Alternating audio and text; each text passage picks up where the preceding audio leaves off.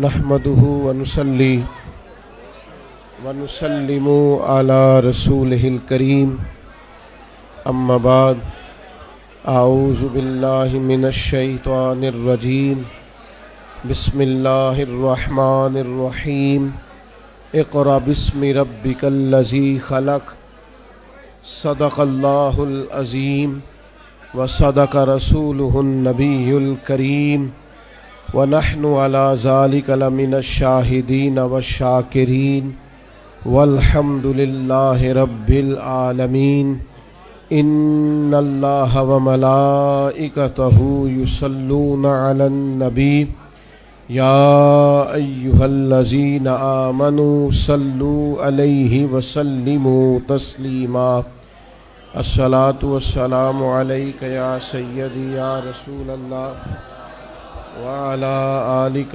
واصحابك يا حبیب اللہ. سارے دوست درود شریف پڑھیے.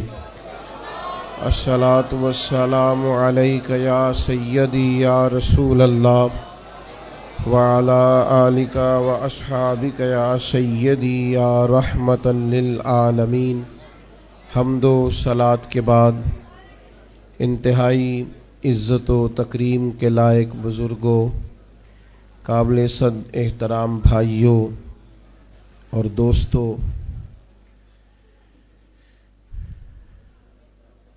اسٹیج پر جلوہ فراز حضرات علماء کرام، ابھی آپ نے مفتی اعظم پاکستان دامت برکاتہم العالیہ کا بیان سنا ہے. حضرت علامہ فیصل جاوید صاحب اور دیگر ان کے معاونین نے یہ اہتمام کیا ہے. پہلے ایک چھوٹی سی گزارش میری سن لیں. آپ لوگ بیٹھ جائیں جی، میں نے 2-3 دفعہ عرض کیا. آپ لوگ تشریف رکھیں، آپ بھی بیٹھ جائیں بیٹا، کوئی مسئلہ نہیں، آپ بھی بیٹھ جائیں. مان لیں بات، انشاءاللہ نفع ہوگا. تشریف رکھیں، فائدہ ہوگا انشاءاللہ. میری ایک چھوٹی سی بات پہلے سن لیں. موبائلوں والے دوست بھی ذرا نیچے کریں موبائل. بیٹا آپ جیب میں رکھو اس کو، آپ تو اسٹیج پہ بیٹھے ماشاءاللہ. دیکھیں مفتی صاحب خطاب فرما رہے تھے، میں عام آدمی ہوں، آیا ہوں، میں آ جاتا اسٹیج پہ آرام سے. جب ڈھیر سارے لوگ ملنے کے لیے آگے بڑھتے ہیں تو مل تو وہ پاتے نہیں، اس طرح نہ ملاقات ہوتی. البتہ کچھ لوگوں کو تکلیف ضرور ہوتی ہے، بعض بزرگوں کو، بعض بیماروں کو. میں کوئی دور سے نہیں آیا، یہاں قریب رہتا ہوں، 30 منٹ میں آپ مجھ سے مل سکتے ہیں جا کے. مسئلہ یہ ہے کہ اس طرح سے مسجد کی حرمت بھی قائم نہیں رہتی، محفل کا ادب بھی قائم نہیں رہتا، اور پھر میرے جیسے ایک بیکار آدمی سے مل کے آپ کو کیا ملے گا؟ آپ میری کوئی بات مانیں تاکہ اللہ رسول میرے بھی گناہوں کو معاف فرمائے. تو یہ جو دوڑ دھوپ ہے بلا وجہ اور موبائلوں والے دوستوں کی، یہ ادب نہیں قائم رہتا. مہربانی فرمایا کریں آپ لوگ.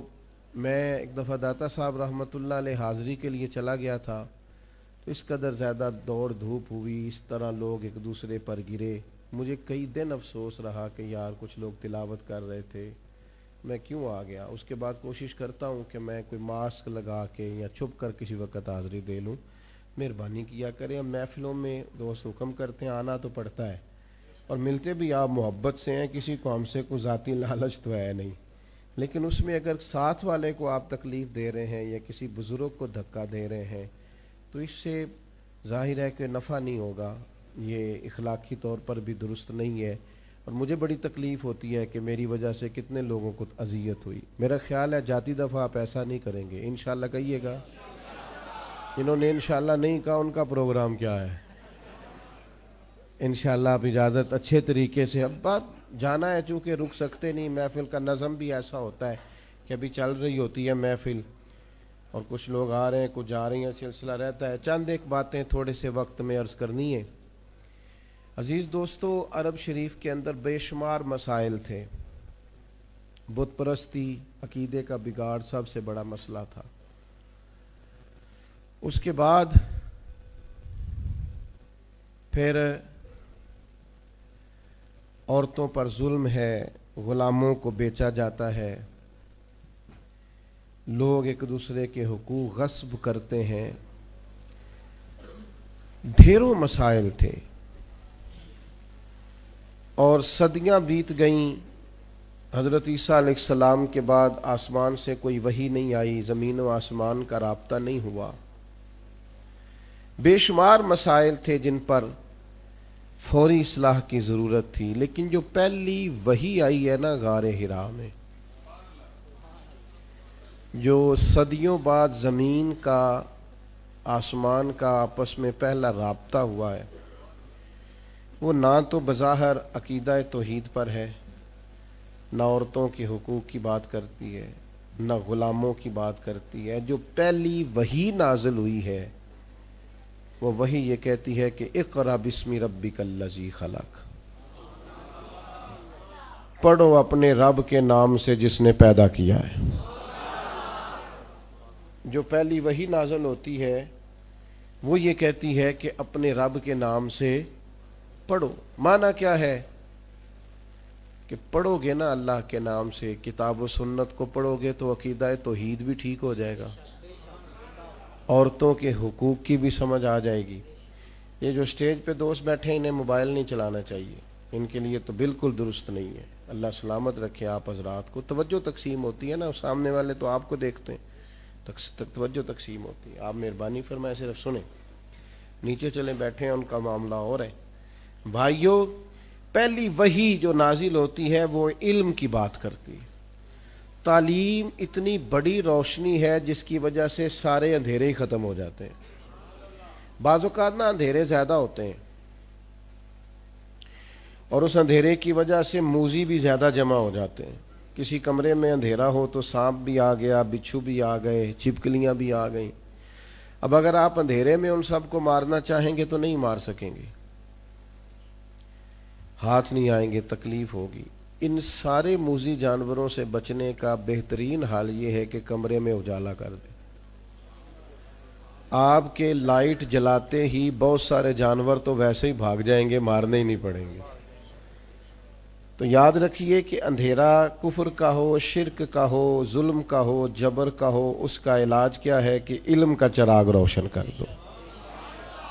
علم کی روشنی عام۔ آپ کو پتہ ہے جو جاہل پیر ہوتا ہے نا، وہ اپنے آستانے پہ مدرسہ نہیں بناتا۔ کیوں؟ کہ جو پرانے وڈیرے ہوتے تھے نا، اللہ ماشاءاللہ سارے نہیں، لیکن جو پرانے وڈیرے ہوتے تھے وہ اپنے گاؤں میں اسکول نہیں بننے دیتے تھے۔ جو جاہل تھے وہ کیوں نہیں بننے دیتے تھے؟ وہ کہتے تھے اگر غریبوں کے بچے پڑھ گئے تو ہماری بھینسوں کو چارہ کون ڈالے گا، پڑھنے نہیں دیتے تھے۔ جاہل پیر اپنے آستانے پر مدرسہ نہیں بننے دیتا، اس کو پتہ ہوتا ہے اگر یہ بچے پڑھ گئے تو مجھے پیر کون مانے گا، میرا تو سودا ہی جہالت کی وجہ سے بکتا ہے، تو اگر یہ پڑھ گئے تو پھر مجھے تھوڑی مانیں گے۔ ان کو سمجھ آ جائے گی کتاب و سنت کیا کہتی ہے۔ علم کی روشنی، کتاب و سنت کا علم، یہ آپ کو باطنی طور پر توانا کرتا ہے۔ یہ دور آیا ہے لوگ موٹیویٹ ہونا چاہتے ہیں، اس کے لیے موٹیویشنل اسپیکرز کے پاس جاتے ہیں کہ مجھے قائل کر دیا جائے۔ میاں بیوی کے باہمی معاملات ایک بہت بڑا اور اہم ایشو ہوتا ہے۔ آپ کو پتہ ہے کسی گھر کے اندر گھر بھی کشادہ ہو اور اولاد بھی ہو، ساری نعمتیں موجود ہوں، لیکن میاں بیوی کا پیار نہ ہو، اس گھر میں رہا نہیں جا سکتا۔ ساری آسانیوں کے باوجود اس گھر میں اذیت ہوتی۔ اب اس پر کتابیں لکھی جاتی ہیں، اب تو باقاعدہ سیشن ہونے لگے ہیں، لوگ موٹیویٹ ہوتے ہیں کہ حقوق کا پتہ چلے، ایک دوسرے کے ساتھ گزارا کیسے کرنا ہے۔ میں کہتا ہوں آپ ساری تعلیمات چھوڑیں، قرآن و سنت سے فیض لیں، آپ کا سینہ روشن کر دے گا۔ ایک جملہ قرآن مجید کا، ہن لباس لکم وانتم لباس لہن، مرد عورت کا لباس ہے، عورت مرد کا لباس ہے۔ یہ ایک جملہ قرآن مجید کا، صرف ایک، مرد عورت کا لباس ہے اور عورت، یہ صرف ایک جملہ سمجھ میں آ جائے نا، آپ کبھی غور کریں تو آپ کو اندازہ ہوگا۔ بڑی باتیں یہاں، بڑے خوبصورت پہلو علماء تفسیر نے چھیڑے ہیں۔ 3 باتیں عرض کرتا ہوں۔ علماء نے لکھا ہے مرد عورت کا لباس ہے۔ یہ دیکھیں کتاب و سنت کے علم کی روشنی کا کیا حال ہے۔ مرد عورت کا لباس ہے اور عورت مرد کا لباس ہے۔ فرماتے ہیں پہلی بات یہ ہے کہ گرمی ہو یا سردی ہو جسم کو موسم کی شدت سے لباس ہی بچاتا ہے.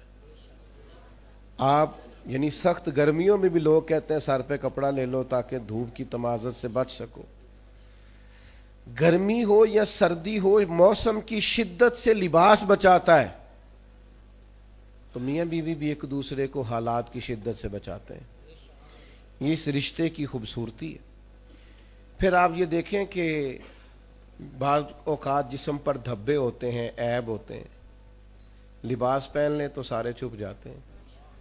معنی کیا ہے؟ میاں بیوی ایک دوسرے کے عیب چھپاتے ہیں. پھر انسان کتنا بھی خوبصورت کیوں نہ ہو بغیر لباس کے خوبصورت نہیں ہوتا.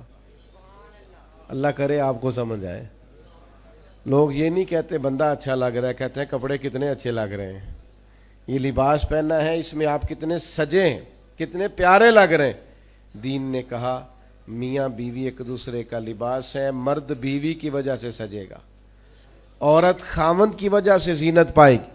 تو قرآن مجید کا جو علم ہے، قرآن مجید کی جو تعلیمات ہیں، کتاب و سنت کے جو ارشادات ہیں، وہ تازہ دم کریں گے. جب تک امت قرآن مجید سے رہنمائی لے گی، جب تک امت قرآن مجید کی طرف رغبت کرے گی، حدیث پاک کی طرف توجہ کرے گی، یہ آسان زندگی گزارے گی. لیکن ہم نا برکت کے لیے تو قرآن مجید پڑھتے ہیں. نئی دکان شروع کرتے ہیں، لوگ تلاوت کراتے ہیں نا وہاں. کس لیے تلاوت؟ تو اس لیے کرانی چاہیے تھی کہ میں دکان اس طرح چلاؤں گا جس طرح قرآن بتاتا ہے. میں اس طرح تجارت کروں گا جو احکامات، اس لیے کرانی چاہیے تھی نا. لیکن عجیب فلسفہ ہے نا، قرآن پڑھایا جا رہا ہے دکان پہ، اور اگر کام سارے وہ ہوں جو قرآن مجید کی تعلیم کے مخالف ہے تو برکت آئے گی قرآن پڑھنے سے؟ آپ تجارت اس طرح کریں جو تعلیم قرآن ارشاد فرماتا ہے. آپ صرف برکت دیکھیں جی میں نے نیا مکان بنایا ہے تو قرآن پڑھا لو. کس لیے؟ آپ یہ بتائیں کہ آپ نے مکان اسی طرح بنایا نا حلال پیسوں کا جو قرآن بتاتا ہے. آپ اس میں زندگی اسی طرح گزاریں گے جو قرآن تعلیم دیتا ہے.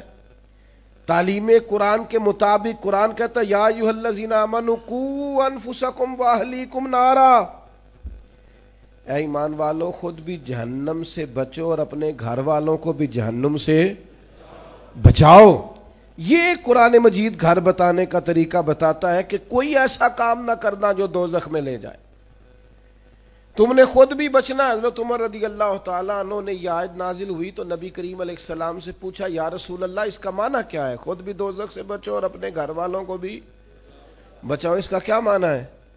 تو نبی پاک علیہ السلام نے فرمایا عمر اس کا معنی یہ ہے کہ جن چیزوں کا اللہ رسول تمہیں حکم دیتے ہیں تم اپنے گھر والوں کو ان چیزوں کا حکم دو، اور جن چیزوں سے رب رسول تمہیں منع کرتے ہیں تم اپنے گھر والوں کو ان چیزوں سے منع کرو. مطلب کیا ہوا کہ گھر اس طرح چلاؤ جو دین کہتا ہے.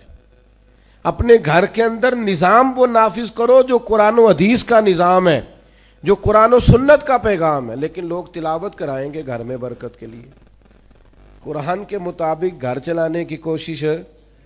صحابہ کا یہ طریقہ تھا کہ قرآن و سنت کا جو حکم انہیں ملتا تھا اس پر عمل کرتے تھے. ہمارے ہاں بڑی برکت ہوتی ہے ماشاءاللہ جی، تلاوت ہو جائے پہلے، اللہ خیر کرے. سیاسی جلسوں میں بھی پہلے تلاوت ہوتی ہے، بعد میں ترجمہ بھی ہوتا ہے. او خدا کے بندے ان سے پوچھ کہ تلاوت اور ترجمے کی حد، اور پتہ نہیں کس بیماری کا نام ہے جمہوریت، اور کس خاص افہیم کا نام لوگوں نے رکھ لیا ہے جمہوریت. نہ کسی جماعت میں ہے نہ کسی جگہ ہے، اور پتہ نہیں اسلام تو کسی جمہوریت کا قائل نہیں، اسلام تو خلافت کا قائل ہے. اسلام تو کہتا ہے کہ آپ کو کوئی نیا قانون بنانے کی ضرورت نہیں، قانون تو اللہ رسول نے بنا دیے. آپ نائب بن کے ان کا نفاذ کریں، بات ختم ہو گئی. اور لوگ اپنا اپنا چورن بیچتے ہیں. اور قوم کو وہ جس زمانے میں غالباً 97 میں یا 99 میں ایک حکومت بدلی تھی، تو میں صبح صبح ایک جگہ پہ اخبار پڑھ رہا تھا تو ایک بابا جی ناشتہ بیچا کرتے تھے. میں نے ان سے کہا آپ کو پتہ ہے رات کی حکومت بدل گئی؟ کہندا پتر جیڑا مرضی آوے میں تے مزدوری کر کے روٹی کھانی، سانوں تے حکومتاں دا کدے کوئی فائدہ نظر محنت کرتے ہیں تو کھاتے ہیں, کہیں نظر نہیں آتا یہ معاملہ کیا ہے.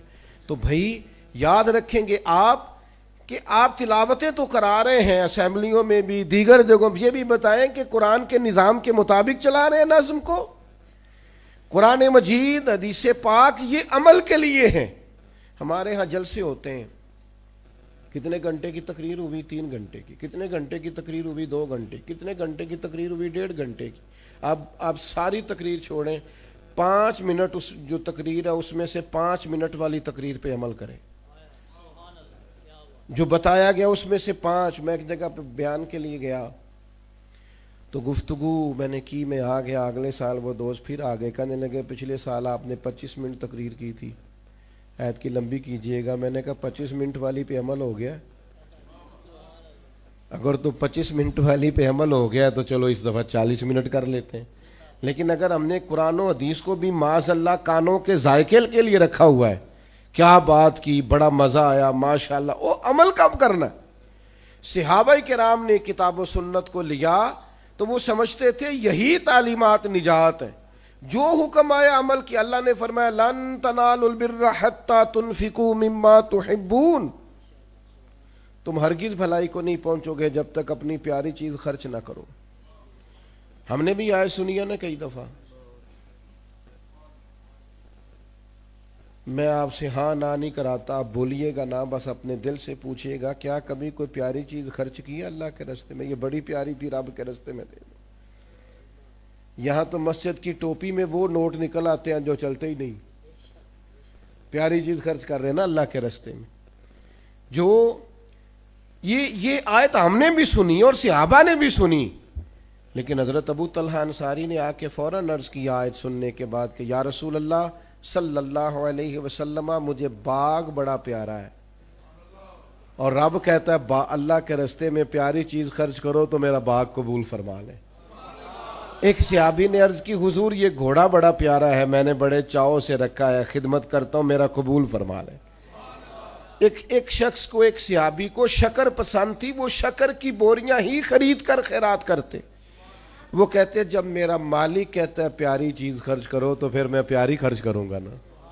بھائی قرآن و حدیث پر عمل کیا جائے گا, یہ عمل کے لیے آیا ہے. آپ اس پر سبحان اللہ کہہ کے, ماشاء اللہ کہہ کے اور نعرہ لگا کے رخصت نہیں ہو جائیں, بلکہ کتاب و سنت کے جو احکام ہیں ان پر عمل کریں گے. ایک آیت نازل ہوئی اقترب للناس حسابهم وهم فی غفلۃ معرضون, حساب کا وقت قریب آ گیا ہے اور لوگ ابھی بھی غفلت میں منہ پھیرے ہوئے. وقت حساب کا آ گیا ہے, ٹائم آ گیا ہے. اٹھنا فریدہ ستیا, داڑھی آ گیا ہی پور, ہن تے اگا نیڑے آ گیا ہی, ہن تے پچھا رہ گیا ہی دور. تے چل اٹھنا فریدہ ستیا, تے خلقت ویکھن جا, وہ متے کوئی مل جائی بخشیا تے تم ہی بخشیا جا. تو اللہ نے فرمایا حساب کا وقت قریب آ گیا, لوگ ابھی بھی غافل. حضرت انس بن مالک رضی اللہ تعالیٰ عنہ فرماتے ہیں آیت نازل ہوئی اور میں یہ آیت سن کر مسجد سے باہر نکلا. بعض صحابہ جلدی چلے گئے نماز کے بعد اور میں بیٹھا رہا. آیت نازل ہوئی, میں سنی, میں گزر رہا تھا تو ایک صحابی اپنا مکان بنا رہے تھے. میں ان کے قریب سے گزرا تو وہ مجھے کہنے لگے مسجد شریف سے آئے ہو؟ میں نے کہا ہاں. کہنے لگے کوئی نئی آیت؟ میں نے کہا آیت آئی ہے نا, رب فرماتا ہے حساب کا وقت قریب آ گیا. لوگ ابھی بھی غافل ہیں. کہتے ہیں یہ آیت میں نے سنائی, وہ اوپر تھے, دیوار اونچی ہو گئی تھی, چھت کے قریب سے صحابی کام کر رہے تھے. میں نے آیت سنائی, میں آگے گزر گیا, پیچھے سے مجھے کچھ گرنے کی آواز آئی. میں نے پلٹ کے دیکھا تو انہوں نے چھلانگ لگا دی تھی. میں نے کہا مکان نہیں بنانا. کہنے لگے تم ہی نے تو بتایا کہ حساب کا وقت آ گیا ہے, ابھی تو آیت آئی ہے. تو اب میں جاؤں گا حضور سے پوچھوں گا کہ ان چیزوں کی حقیقت کیا ہے. بھائیو ابرو کا اشارہ آتا تو وہ لوگ عمل کرتے. ہم کیا کر رہے ہیں, ہمارا مزاج یہ ہے کہ ہم عملی زندگی میں نہیں آتے. بڑی تعریفیں کی, میں بہت بڑے پیر صاحب کا مرید ہوں, اوہ کیا بات. میرے حضرت میں یہ خوبی ہے، یہ کمال ہے، یہ علم ہے، یہ فضل ہے، یہ تقوی ہے، یہ روحانیت ہے. آپ بڑی تعریفیں کریں اپنے مرشد کی، لیکن اگر گھر جا کے معاذ اللہ بیوی کو گالی دو گے تو وہ آپ کی تعریفوں کو کچھ نہیں سمجھے گی. وہ کہے گی اے سکھایا تینوں تیرے پیر صاحب نے، اے سبق دیں نہیں. میں صحیح کہہ رہا ہوں کہ نہیں؟ وہ کہتے ہیں تو کر تعریفیں جتنی مرضی، پر یہ تجھے اخلاق دیا ہے، یہ طریقہ سکھایا ہے. آپ کہیں میں بہت بڑے استاد صاحب کے پاس بیٹھتا ہوں، کیا بات ہے، آج کیا نقطہ بیان کیا، لیکن اگر آپ اپنے ہمسائے کے ساتھ سلوک اچھا نہیں نہ کرتے تو کہتا ہے یہ تمہیں تعلیم دیتے ہیں تمہارے استاد، یہ بتاتے ہیں تمہیں. ایک منٹ کے اندر لوگ کہہ دیتے ہیں یہ تمہارا سٹیٹس ہے.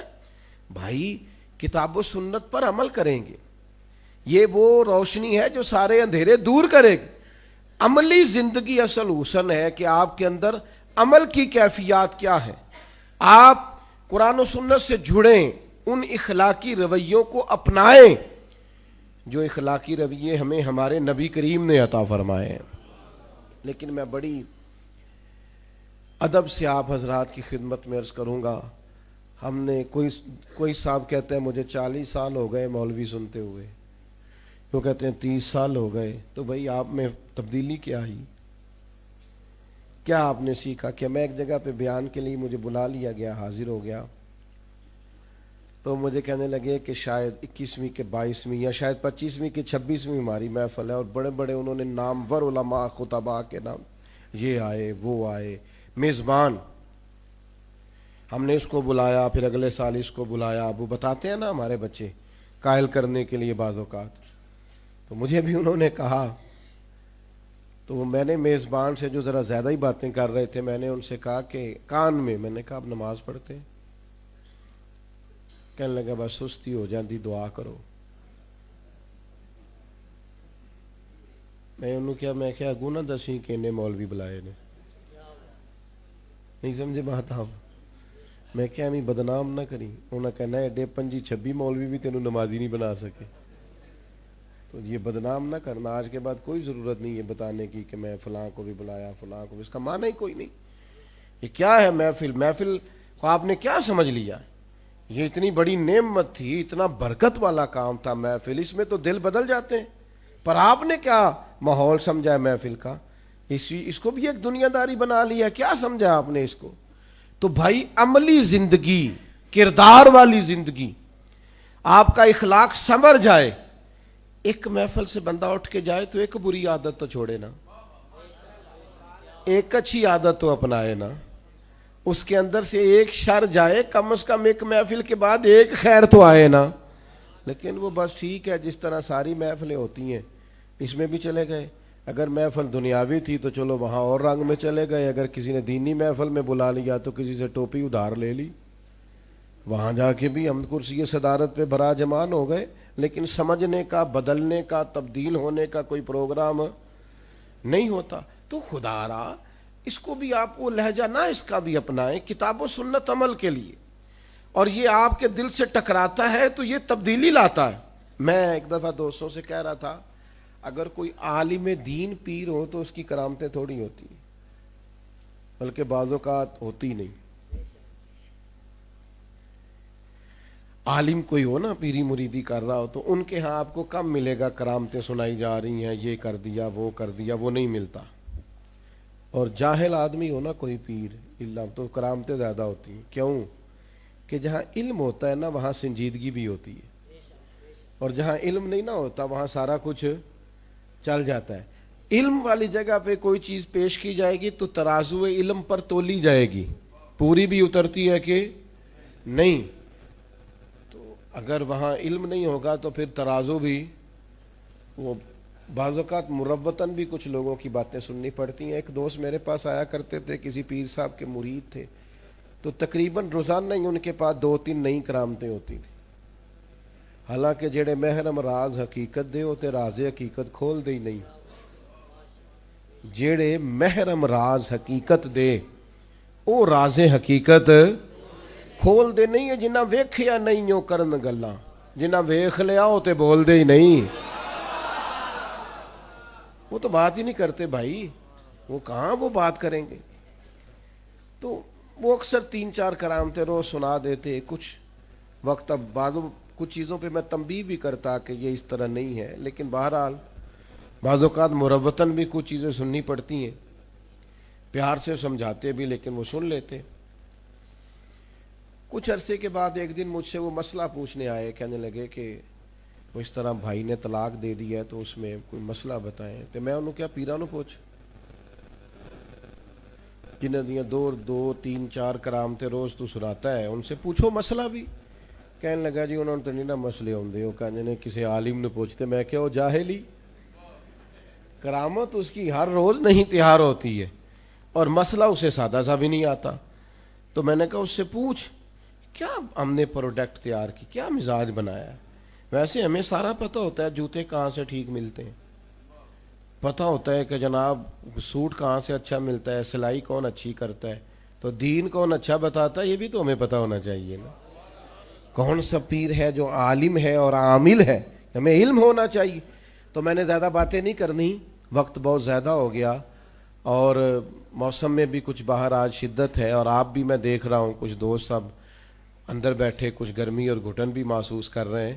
تو میں نے اپنی بات کو سمیٹنا ہے. عمل کریں، ایک تو قرآن و حدیث کو صحیح طور پر پڑھیں اور زندگی عمل والی بنائیں. جب کوئی بات رب رسول کی پہنچ جائے پھر وہ عمل کے لیے، اس پر پھر ہمیشہ بڑا مشکل کام ہوتا ہے. اپنے ملازم کو بھی اسی طرح کا جوڑا پہنانا جس طرح کا بندہ خود پہنتا ہے. لوگ جب پرانے کپڑے اتار کے کسی کو دیتے ہیں تو کہتے ہیں اجے نویں ہی نے، حالانکہ جی نویں ہی ہوندے تو دینے کوئی نہیں ساسو، ایسے ہی بول رہا ہے جان بوجھ کے. اور پھر ہمارے زمانے میں تو جس بیچارے کے پاس ڈرائیور رکھنے کے پیسے ہوتے ہیں اس کی یہ بھی خواہش ہوتی کہ میری گاڑی کا دروازہ بھی ڈرائیور ہی کھولے. حالانکہ اتنا بندے کو کمزور نہیں ہو جانا چاہیے، لیکن بس ذہن بن جاتا ہے نا. یہ بڑا مشکل مرحلہ ہے کہ آپ اپنے ملازم کو، اپنے خادم کو بھی اس لیول کا کھانا پینا پہننا دیں جو آپ پہنتے ہیں. یہ آسان نہیں ہوتا، لیکن ایک مقام پہ صرف نبی کریم نے حضرت ابو ذر غفاری سے کہا. فرماتے ہیں میں نے کسی غلام کو ڈانٹ دیا تھا تو محبوب نے فرمایا یہ تمہارے بھائی ہیں بھائی، جیسا خود کھانا ویسا انہیں بھی کھلانا، جیسا خود پہننا ویسا. تو ایک دن حضرت ابو ذر غفاری اپنے غلام کے ساتھ باہر نکلے تو آقا اور غلام نے ایک طرح کے ایک لیول کے لباس پہنا ہوا تھا. تو ایک شخص نے کہا ابو ذر یہ تو یہاں رواج نہیں ہے. فرمایا کیا کروں، پہلے نہیں تھا، اب مدینے والے کا کلمہ جو پڑھ لیا ہے، اب ہم بدل گئے ہیں، ہمارے انداز بدل گئے ہیں، اب ہماری زندگیاں عملی زندگیاں. اب ہم کوشش کرتے ہیں کہ ہم وہ سارا کچھ اپنائیں جو اللہ رسول ہم سے مطالبہ کرتے ہیں. عزیز بھائیو یاد رکھیے گا ہمیشہ زندگی عمل سے بنے گی. آپ خالی باتیں کریں سارا دن کریں، کسی کو کیا اثر ہوتا ہے؟ اور پھر آپ تجربہ کر کے دیکھ لیں، آپ جو کہتے ہیں وہ نہیں کرتے. بچے وہ کرتے ہیں جو ہم کرتے ہیں، جو ہم کرتے ہیں. آپ نماز کی نیت باندھیں، آپ کا جو 3-3.5 سال کا بچہ ہے نا، جسے پتہ بھی کوئی نہیں نماز کیا ہے، وہ بھی مصلی میں آپ کے ساتھ آگے کھڑا ہو جائے گا. وہ کئی دفعہ دادا کو نانا کو سجدہ نہیں کرنے دیتا، آگے لیٹ جاتا ہے، وہ بھی سجدے کر رہا ہے، اسے پتہ نہیں کس سمت سجدہ کرنا ہے. لیکن جو آپ کرتے ہیں بچے بھی وہ کرتے ہیں. عملی زندگی میں آپ نے چلو کبھی کہا ہوگا گھر میں کوئی مجبوری ہوگی، کسی مجبوری کے تحت آپ نے کہا ہوگا بچے سے کہ باہر جا کے کہہ دے میں گھر نہیں. ایک دفعہ آپ نے جھوٹ بلوایا بچے سے، پھر آپ ساری زندگی ترسیں گے اپنے بچے سے، کہیں گے پتر میرے ساتھ تو سچ بولا کر. لیکن وہ دوبارہ سچ کیوں؟ کہ آپ نے اسے عادت ڈالی ہے جھوٹ کی. میرے بھائی کتاب و سنت کو پڑھیں اور عمل کے لیے، عملی زندگی میں نافذ کرنے کے لیے. بس بات سمیٹتا ہوں. حضرت مولا علی شیر خدا رضی اللہ تعالی عنہ بازار چلے گئے، اپنے غلام کو ساتھ لے گئے، 2 جوڑے خریدے پہننے کے لیے. ایک ذرا مہنگا تھا، ایک سستا تھا. غلام کہتا میں سمجھ گیا مہنگا آقا کا ہے اور سستا غلام کا ایسے ہی ہوتا ہے نا جی. فرماتے ہیں تھیلے میں کپڑے ڈال لیے, شاپنگ کرنے کس کے ساتھ گئے؟ غلام کے ساتھ. مولا علی کس کے ساتھ گئے؟ ایک مشورہ دوں آپ کو, غلام کے ساتھ نہ جائیں, ابا جی کے ساتھ جائیں. دوستوں کو فون کرتے ہو نا, آج روٹی نہ کہیں کٹھے کھاواں گے. کدی کدی ابا جی نو فون کرو, ابا جی آج میرا دل بڑا کردا ہے, تسی کھانا نہیں کھانا جنی دیر میں نہ آواں. مجھے امید ہے اس دن آپ کا باپ دوائی نہیں کھائے گا, اس کی طبیعت ٹھیک ہو جائے گی. اماں سے فرمائش کریں کہ اماں جی میرا بڑا ہی دل کرتا ہے, آج روٹی آپ نے پکانی ہے, میرا دل کر رہا ہے. آپ یقین کریں اماں بڑی بوڑھی اور بیمار بھی ہوگی تو طاقت آ جائے گی. میرے بیٹے نے کہا لیکن ہم نے سارا وقت ہی یاروں کے لیے رکھ لیا ہے. ماں باپ کو خرچہ نہ دو, ٹائم دو. چھوٹے چھوٹے مشورے ابا جی سے کیا کرو, چھوٹی چھوٹی باتیں اماں سے پوچھا کرو. اماں جی سے کبھی کہیں, ابا جی سے کہیں کہ آپ میرے ساتھ چلیں نا بازار میں کپڑے پسند کرنے, تو ان کو تازگی ملے گی, سکون آئے گا. حضرت مولا علی غلام کے ساتھ گئے, ایک مہنگا ایک سستا 2 جوڑے خرید لیے. واپس آئے, رستے میں وہ خاص مقام آ گیا جس مقام پہ حضرت مولا علی نے اپنے کاشانہ نور پہ جانا تھا, غلام نے اپنی خوابگاہ میں اپنے گھر جانا تھا. تو حضرت علی فرمانے لگے بھائی وہ میرے والا سوٹ دینا. اس نے وہ مہنگا نکال کے دیا. تو حضرت علی فرمانے لگے یہ نہیں میرا, میرا تو وہ دوسرا ہے. غلام کہنے لگا حضور آپ مہنگا پہنے نا, آپ آقا ہے میں غلام ہوں, آپ پہنے نا مہنگا. تو حضرت علی عالم ہے نا, فرمانے لگے اگر کسی دلیل سے ہی تقسیم کرنا ہے نا تو دلیل میں دے دیتا ہوں. کہا جناب کون سی؟ فرمایا اگر دلیل سے ہی بانٹنا ہے تو مہنگا پہن لے, تو جوان ہے, اور میں سستا پہن لیتا ہوں, میں بوڑھا ہوں. چلو دلیل سے ہی تقسیم کرنا ہے تو یوں کر لیں, عمل والی زندگی, کردار والی زندگی. باتیں تھوڑی بھی ہو جائیں, تقریریں تھوڑی بھی ہو جائیں, گفت و شنید تھوڑی بھی ہو جائے, پر دوستو عمل. اور میں نوجوانوں سے بالخصوص کہوں گا اگر آج آپ نے سچ بولنا شروع نہ کیا تو پھر آخری عمر تک سچ کی عادت نہیں ہوگی. آج خوددار بنے, عزت نفس کا مزاج بنائیں, جو آپ کا ہے صرف اسے ہی لیں, قناعت پسند بنے. آج بنیں گے تو بہتری آ جائے گی, لیکن اگر آج آپ پابند نہیں ہیں سچائی کے, دیانتداری کے, نماز کے, تو پھر بعد میں یہ ضروریات کبھی بھی آپ کو حاصل. اپنی زندگی کو ایک خوبصورت رول ماڈل بنائیں, اچھا نمونہ بنائیں.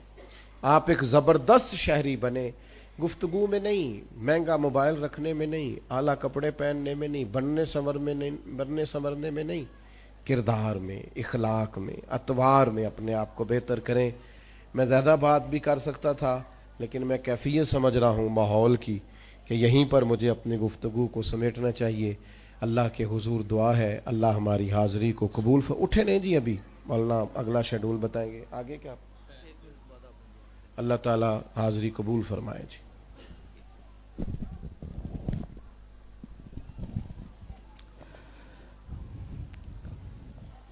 تمام احباب کا شکریہ جو دور و نزدیک سے سرکار دو عالم صلی اللہ علیہ وسلم کے ذکر پاک کی محفل میں خوشی سے محبت سے تشریف لائے ہیں. اللہ تعالیٰ سب کو دارین کی سعادتیں عطا فرمائے. 1 منٹ کے لیے آج ہم نے ایک قرآن اندازی بھی رکھا ہوا تھا جس کے لیے شناختی کارڈ کی کاپیاں نہیں جمع ہو سکیں, تو 3 ہمارے پاس مدرسین ہیں, 2 جو ہیں جو پہلے سے ہی پڑھا رہے ہیں. جو قرآن اندازی والا ٹکٹ ہے وہ بابر پنجتھا صاحب کی طرف سے ہے, ان کے والد صاحب حاجی انور صاحب یہاں موجود ہیں.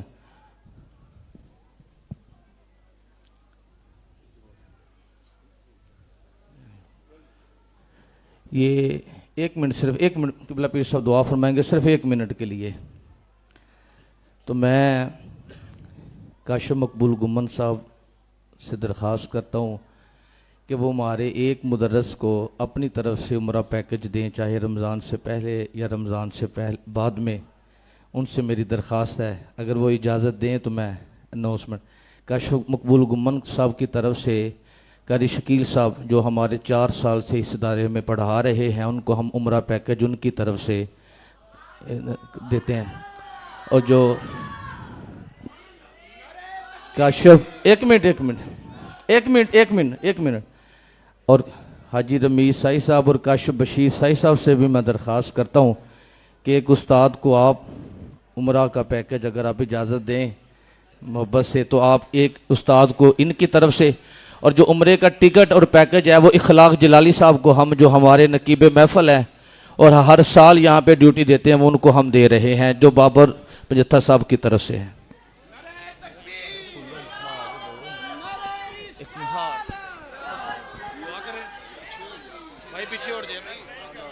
محمد مادن الجود والکرم وآلہ وبارک وسلم. اللہ اس محفل کو قبول فرما، ہمارے گناہوں کو معاف فرما، ہماری غلطیوں سے درگزر فرما، علم نافع عطا فرما، عمل صالح عطا فرما، سب دوستوں کو بہترین جزا عطا فرما، اپنی رحمتوں کے سائے سب کے لیے دراز فرما، اول آخر ظاہر باطن خیر فرما. رب اغفر وارحم وانت خیر الراحمین. وصلی اللہ تعالی علی حبیبہ محمد وآلہ وسلم. دوست باہر کی طرف نکلیں جی، باہر کی طرف مہربانی کریں، اور آگے بالکل کوئی دوست نہ آئے. آپ سے التماس ہے، گزارش ہے.